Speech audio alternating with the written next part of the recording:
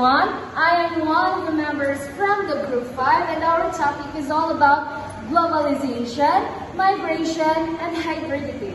So first, let's talk about globalization. So what does globalization really mean? So according from the book and our research, first, globalization is a phenomenon that describes how the world has become more deeply interconnected and how different for human contact has transformed our economic, political, and cultural lives. So it means from the first sentences is a phenomenon that describes how the world has become more deeply interconnected. So it means that globalization is nagpamatuod na kung unsa ka nagka-connect ang mga country tungod sa ilahang communication, tungod sa ilang mga pag-trade, sa ilang mga businesses, sa ilang mga baligya, and etc. Then, this is the process by which business or other organization develop international scale. So, ang process kuno diha sa ilahang business from other organization is ma-develop siya sa international scale. Like for example, kanang mga brands sa Apples, kanang mga iPhone, diba sa other countries na ay Apples nga kuan, may Apples nga product, and here sa Philippines is na asad. So develop siya sa nagkalain-lain nga country. So that's one of the examples of globalization. Then it is the process that connects the world through trade, communication, travel, and culture. So, as I've said earlier, isa ni siya sa kanang paraan para kanang makipag-communicate ka sa other country. Kanang pwede ka mag-chat sa other country, sa ilang mga namaligya dito, or else pwede ka mo-order. Like for example, order ka o kanang Jordan na sapatos sa laing country. Then ilang i-trade diri sa Pilipinas, ilang ihatod diri sa Pilipinas kung atong gi-order, then same as ours, ato asang ihatod dito sa ilaha. If na sila paliton, gikan diri sa ato ang country. So, kanang siya ba, communicator sila sa matag isa ka country para maabot ang country to ilahang buta nga paliton or so whatsoever. So, it also describes how countries become interdependent and interconnected. If we say interdependent and interconnected is kanang nagka-connect din sila. Why nga nagka-connect pa sila? Because sa akong gingon ganina is nasa like communication. Nakipag-communicate sila sa isang isa nila sa lain nga country. That's why na sila connection. That's why they are interconnected. And last, it has impacts economy, politics, and society globally. Why? Because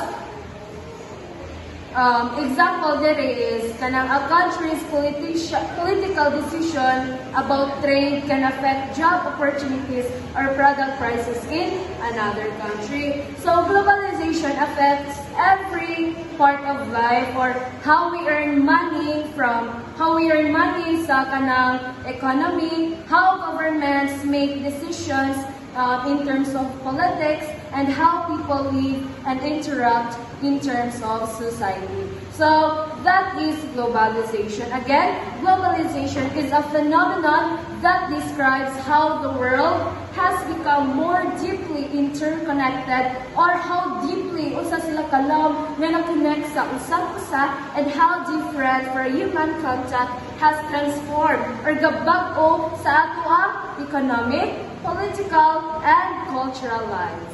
The Anthropology of Globalization are written by Jonathan Xavier Inda and Renato Rosaldo. In this book, they describe globalization as a world in motion, meaning that the world is constantly changing and connected through the movement of people, ideas, and culture and technology. They explain this idea by giving example of how social and political changes happen in places like Russia and Hong Kong during the 1990s. These changes show how globalization affects societies differently, transforming their politics, culture, and daily life.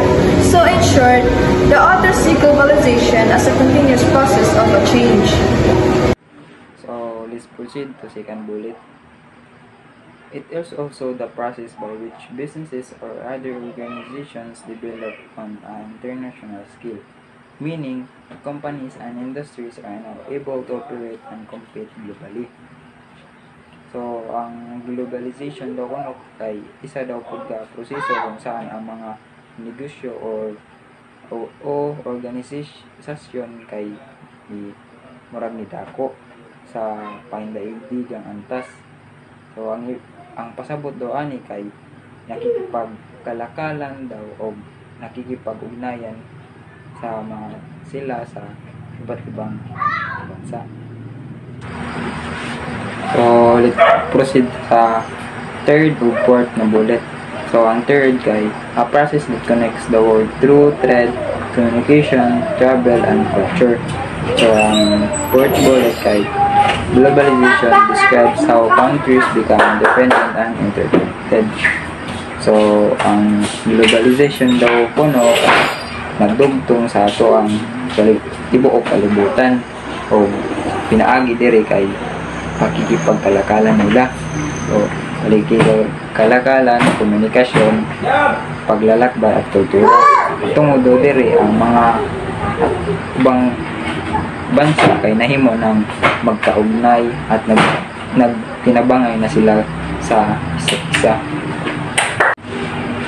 So now, let's tackle the globalization. Globalization is a phenomenon that describes how the world has become more deeply interconnected. So, ang globalization daw kuno kay isa ka pangitabo o proseso nga nagpakita kung unsa daw ka lawom ang ato ang connection sa ato ang tibuok kalibutan. So, ang globalization daw kuno pod kay it shows how different forms of human contact such as trade, communication, travel, and technology have transformed our economic, political, and cultural lives. So, ang globalization kuno daw kay diyahang gipakita kung unsa daw ang pagbago sa ato ang globalization sa ato ang ekonomiya, politika at kultura tungod na sa ato ang pakikigugnayan sa mga tao o sa ato ang sa lain-laing kalibutan. So, mo-proceed na punta sa last nga bullet. Impacts economy, politics, and society globally. So, ang globalization kay naa daw malaki nga dako nga epekto sa ato ang ekonomiya, politika at lipunan o sa ato ang tibuok nga kalibutan. Kay ang globalization daw kuno kay nagdudulot ito ng mga oportunidad para sa pag-unlad, pero naa daw uban nga mga hamon tulad na hindi pagkapantay-pantay na pagkawala ng ilan na ating kultura. Sa madaling sabi, ang globalization daw kay nagbubuklod sa ato ang tibuok kalibutan at ginabago ang paraan daw sa ato ang pamumuhay, pakikipagtrabaho at pakikipag-ugnayan sa isa't isa. So, Migration is the movement of person or people from one country, locality, place of residence to settle in another and is instant of this. So migration refers to the movement of people from one place to another. This could be from one country to province or city, any place that residents who live in a new location, either temporary or permanently. The second is national geographic. National Geographic defines human migration as the movement of people from one temporary to another for purpose of taking up either a permanent or temporary residence. So, Types of migration. External migration. Moving in a different country, states, or content to a new residence. Internal migration. This is defined as the process where migrants look for a new residence within their own country, state, or continent. Forced migration. This happens when the state or authorities forced its people to migrate for a reason. Migration. Leaving one country to move to another. Immigration. Moving into a new country. So let's tackle about what is hybridity. So let's get to know what is hybridity. According to Robert J.C. Young, there is no single correct concept of hybridity. Hybridity is post-colonial studies uses the ability of a hybrid to reconcile two different cultural identities as a means viewing and critiquing both cultures unbiasedly. Hybrid came from the word Latin. So when we say about hybridity, according to Robert J.C. Young, there is no concept about hybridity. So giingon siya daring ang hybridity, wala gayud si Jay kanang answer or it's not answerable. And hybridity is also a combination of two cultural, like we could say about the economic or the people that has living on a nation. So hybridity if moingon Tagalog is kanang gisagol or nagkulad siya. And hybridity refers to the mixing together of previously discrete cultural elements which result in a creation of new meanings and identities. So ang hybridity is a combination of two things. Like we could say sa animals, if the best example of it is the animals or a hybrid animal. But in our situation, we could also say that in economy or in a culture or us, the humans, we could say that we are also hybrid. Because in our economy, hybridity does not just talk about a singular thing, but also hybridity means a lot of things because it's not answerable. So hybridity is not just talking about one thing, but more on it talks about the things that has been mixing together in forming a new identities. We could also say that hybridity is connected in our culture because hybridity again does not just talk about one thing but a diverse topic because it's a post-colonial studies that hasn't been justified by many people that were studying about hybridity. So as we continue, according to Robert Young, hybridity in a particular shows the connections between the racial categories of the past and contemporary cultural discourse. It may be used in different ways given differences, inflections, and apparently discrete references, but it always reiterates and reinforces the dynamics of the same conflictual economy whose tension and division it reenacts its own theoretical structure. So hybridity, according to Robert Young, is a connection between racial and past contemporary.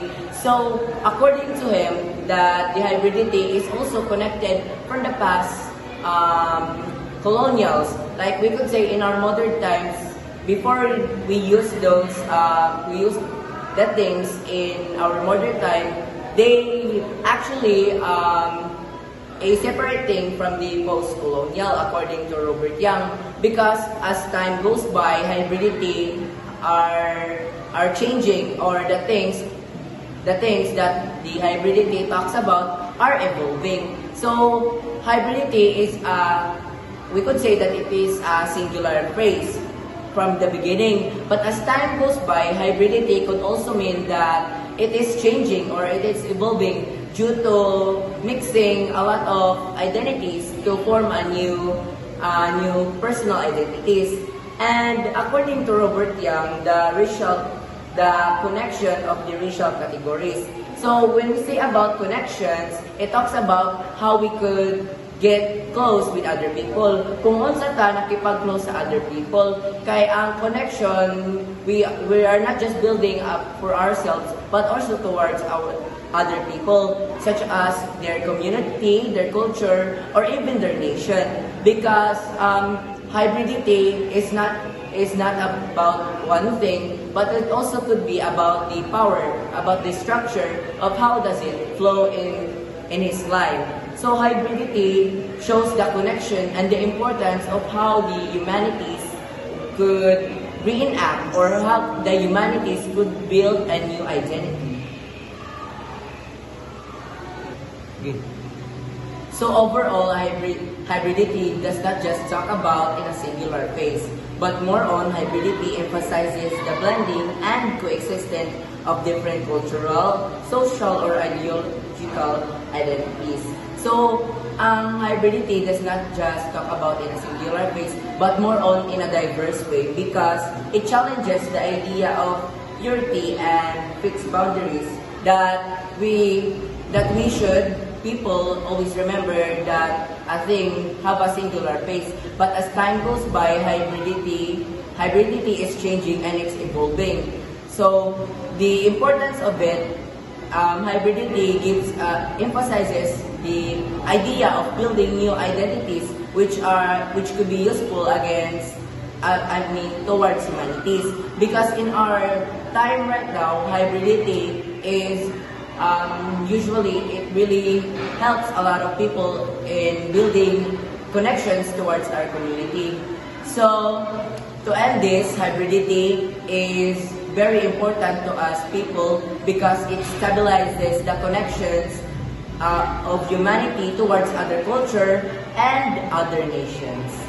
Indeed, globalization, migration, and hybridity are deeply interconnected forces that shape the modern world. It means that because of that three topic, wala siya mas makapakonect pa nato nga mga napuyo diri sa kalibutan, and it lead us nga kanang more deeply pa nga na-shape ta sa modern world or sa bag-o nga kalibutan karon or sa bag-o nga katilingban sa pagkakaron.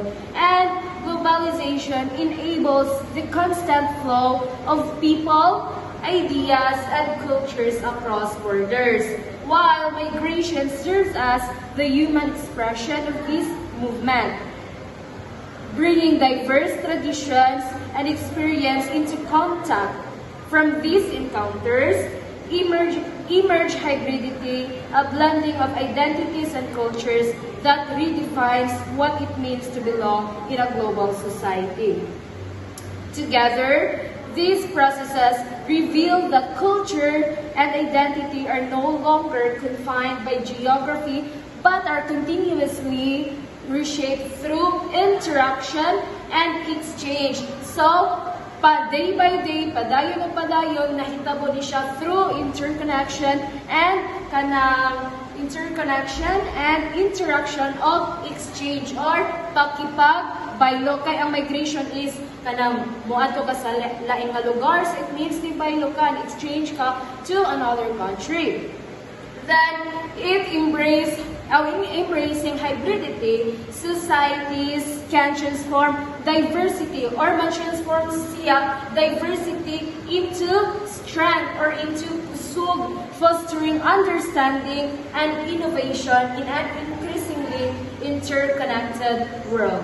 So that's all. Thank you for listening, and I hope that you've learned something new about globalization, migration, and hybridity.